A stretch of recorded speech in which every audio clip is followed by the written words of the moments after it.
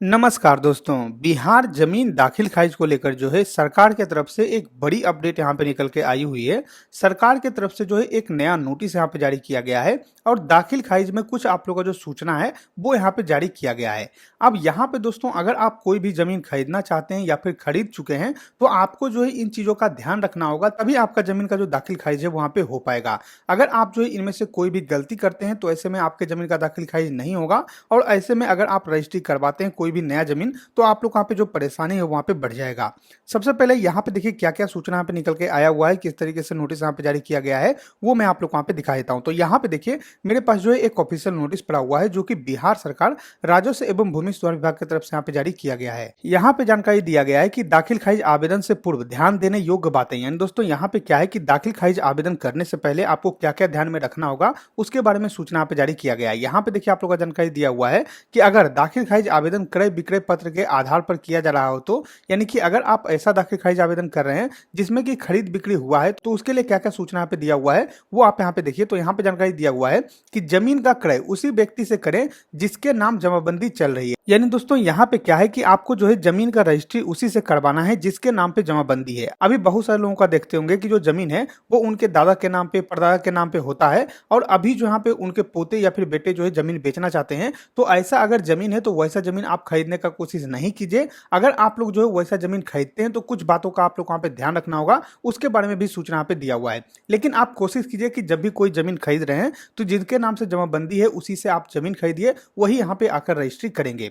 अब मान लीजिए कि कोई ऐसा जमीन है जिसमें कि जमाबंदी धारक जो है उनकी मृत्यु हो चुकी है, उनके दादा के नाम पे परदादा के नाम पे जमाबंदी है और उनका मृत्यु हो चुका है और अभी आप जो है उनके पोते से या फिर बेटे से जो है जमीन खरीद रहे हैं, तो उसके लिए यहाँ पे सूचना दिया हुआ है कि अगर किसी कारणवश आप जमाबंदी रैयत से जमीन क्रय करने में सक्षम नहीं है तो जमाबंदी रैयत के सभी वंशजों से जमीन का क्रय विक्रय पत्र लिखवाएं, सभी वंशज से लिखित विक्रय सहमति पत्र प्राप्त करें। यानी दोस्तों यहाँ पे क्या है कि मान लीजिए जमाबंदी धारक यहाँ पे रजिस्ट्री नहीं करते हैं तो उनके अगर बेटे कोई बेच रहे हैं तो उनके जितने भी बेटे हैं उन सभी से आप लोग को सिग्नेचर यहाँ पे करवाना होगा। और यहाँ पे जो क्रय विक्रय पत्र होता है यानी कि आप लोग यहाँ पे जो केवाला होता है उस पे जो है उन सभी का भी सिग्नेचर आप लोग वहाँ पे लेना होगा। उनके वंशज में जितने भी लोग हैं, मान लीजिए उनके 3 बेटे हैं, 4 बेटे हैं, 5 बेटे हैं, जितने भी लोग हैं सभी से आप लोग वहाँ पे सिग्नेचर लेना होगा और उसके साथ साथ उनका जो है एक लिखित आप लोग का सहमति पत्र जो है वो यहाँ पे बनवाना होगा और उस पे भी आप लोग को सभी का सिग्नेचर लेना होगा। अब यहाँ पे प्रॉब्लम ये हो जाता है कि बहुत सारे ऐसे लोग हैं जो कि अपना खुद का जमीन बेचते हैं और उनके भाई बोलते हैं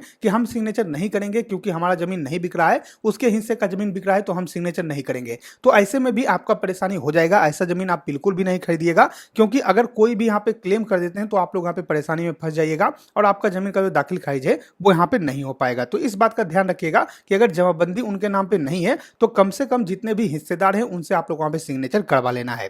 अब अगला जानकारी दिया हुआ है कि अगर जमाबंदी संयुक्त खाते की है तो क्रय विक्रय पत्र सभी खातेदारों से लिखवाएं, सभी खातेदारों से लिखित विक्रय सहमति पत्र प्राप्त करें। यानी कि बहुत सारा ऐसा जमाबंदी होता है जिसमें कि सभी भाइयों का जो नाम है वो आप लोग यहाँ पे दिया हुआ रहता है। मान लीजिए आपके पिताजी के नाम पे जमाबंदी है और उसमें जो है आपके चाचा का नाम भी है, आपके 2-3 चाचा हैं और उन सभी का नाम जो है उस जमाबंदी में है। तो ऐसे में क्या होगा दोस्तों कि जब भी कोई जमीन यहाँ पे बेचना चाहेंगे तो उनमें से जितने भी लोग हैं सभी को यहाँ पे जो जाकर सिग्नेचर है वो यहाँ पे करना होगा। मान लीजिए आप जमीन बेचना चाहते हैं तो आपके जितने भी चाचा हैं तो उन सभी का भी आप लोग का सिग्नेचर जो है वहां पे लगने वाला है और जो भी खरीदेंगे उनको इस बात का ध्यान रखना है कि जिससे भी आप खरीद रहे हैं अगर संयुक्त खाता है तो ऐसे में सभी से आप लोग वहां पे सिग्नेचर लेना होगा, सभी का जो यहाँ पे केवाला पे सिग्नेचर है वो आप लोग वहां पे लगने वाला है।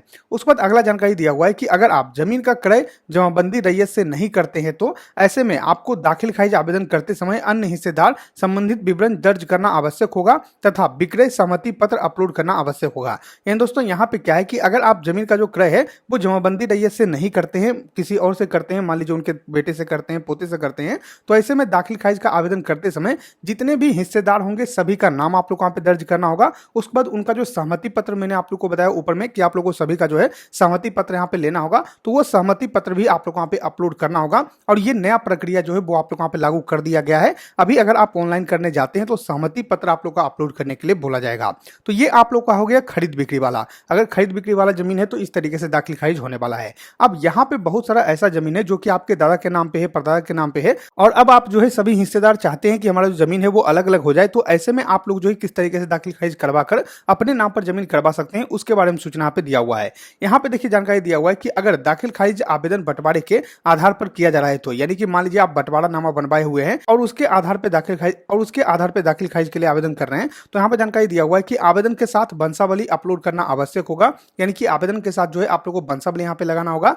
यथासंभव निबंधित बंटवारा करना श्रेष्ठकार होगा। आपसी सहमति बंटवारा दस्तावेज न्यायालय आदेश के आलोक में भी बंटवारा दाखिल खारिज हेतु आवेदन किया जा सकता है। यानी दोस्तों यहाँ पे क्या है कि जो भी बंटवारा नामा आप यहाँ पे बनवाइएगा वो जाकर जो है आप लोग अपने न्यायालय से बनवाइएगा, यानी कि कोर्ट से आप लोग जो बंटवारा है उसको यहाँ पे करवाइएगा। हालांकि यहाँ पे जो है अगर आप खुद से भी करवा लेते हैं, सभी मिलकर जो यहाँ पे बंटवारा कर लेते हैं तो वो भी मान्य होगा, लेकिन आप कोर्ट से यहाँ पे जो है बंटवारा करवाइएगा, उससे आप लोग का आसान होगा, उससे जल्द आप लोग का दाखिल खारिज यहाँ पे हो जाएगा। उसके बाद यहाँ पे जानकारी दिया हुआ है कि दाखिल खारिज आवेदन करते समय अन्य हिस्सेदार संबंधित विवरण दर्ज करना आवश्यक होगा। यानी कि इसमें भी आप लोग को सेम डिटेल भरना होगा कि आपके कितने हिस्सेदार हैं। मान लीजिए आपके 2 चाचा हैं तो उन दोनों का भी नाम आप लोग वहां पे देना होगा, यानी कि हिस्सेदार का नाम जो है वो आप लोग को देना जरूरी है। तो इस तरीके से अपडेट यहाँ पे निकल के आया हुआ है। अब अगर आप कोई भी जमीन खरीदने वाले हैं या फिर खरीदने का सोच रहे हैं तो इन बातों का आप ध्यान रखिएगा। अगर आप ध्यान नहीं रखते हैं तो बाद में आप लोग दाखिल खारिज के लिए आवेदन कीजिएगा, आपका दाखिल खारिज यहाँ पे रिजेक्ट होगा और आप जो है सिर्फ यहाँ पे परेशान होते रहिएगा। तो ये जो है अपडेट आया हुआ है, सारा जानकारी मैंने आप लोग वहाँ पे दे दिया है।